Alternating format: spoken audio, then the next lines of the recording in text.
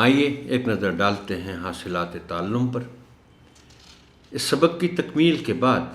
طلبہ اس قابل ہو جائیں گے کہ متن کو فہم سے پڑھ سکیں، نظم، کہانی یا واقعہ پڑھ کر مختصر سوالات کے جوابات لکھ سکیں، پڑھی، سنی اور دیکھی گئی معلومات کا عملی زندگی سے ربط قائم کر سکیں، حروف جار میں، سے، کو، پر، تک وغیرہ کو پہچان کر ان کا صحیح استعمال کر سکیں، تصویری کہانی پر گفتگو کر سکیں اور تصویر یا خاکہ دیکھ کر کم از کم 5 جملے لکھ سکیں۔